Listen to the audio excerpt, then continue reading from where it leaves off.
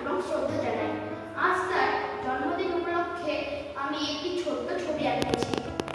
এটা কবিতার নাম পুরাতন ভৃত্য। ভূতের মতন চেহারা যেমন নির্বোধ অতি ঘোর, যা কিছু হারায় গিন্নি বলে কেষ্টা বেটাই চোর। উঠিতে বসিতে করি বাবান্তর, শুনেও শোনে না কানে। যত পায় বেদ না পায় বেতন, তবু না চেতনে মানে। বড় প্রয়োজন ডাকি প্রাণপণ, চিৎকার করি কেষ্টা। যত করি দাঁড়ায় নাহি পাই সারা, খুঁজে ফিরি সারা দেশটা। তিনখানা দিলে একখানা রাখে, বাকি কথা নাহি জানে। একখানা দিলে নিমেষ ফেলিতে তিনখানা করে আনে। যেখানে সেখানে দিবসে দুপুরে নিদ্রাকি আছে সাধা। মহাকলরবে গালিতে জবে পাজি হতভাগা গাধা। দরজার পাশে দাঁড়িয়ে সে হাসে, দেখে চলে যায় পিত্ত।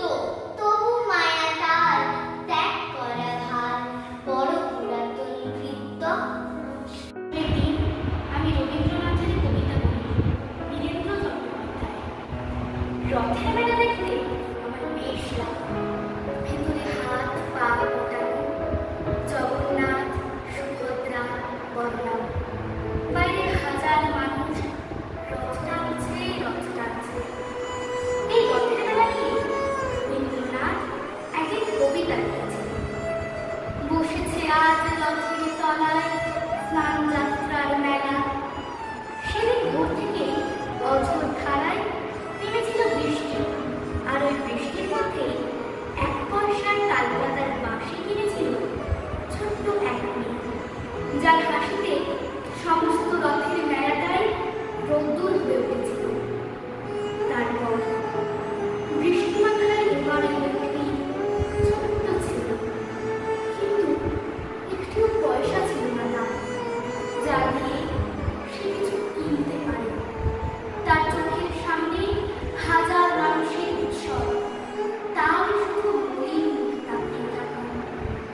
বর্ষার আকাশ যখন ক্রমেই অন্ধকার হয়ে আসছে,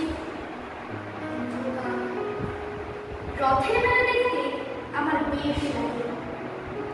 যদিও ওই দিন আমি ভুল করেও রবীন্দ্রনাথের কবিতা পড়ি না, কেননা তার কিছু কবিতা উৎসবের দিন আমাদের মুখ লাল করে দেয়। আমার যেতে ইচ্ছে করে নদীটির ওই পারে, যেথায় ধারে ধারে বাঁশের খোঁটায় ডিঙি নৌকো বাঁধা সারি সারি। কৃষানেরা পার হয়ে যায় লাঙল কাঁধে ফেলে, জাল টেনে নেয় জেলে। গরু মহিষ সাথে নিয়ে যায় না খালের ছেলে। সন্দেহ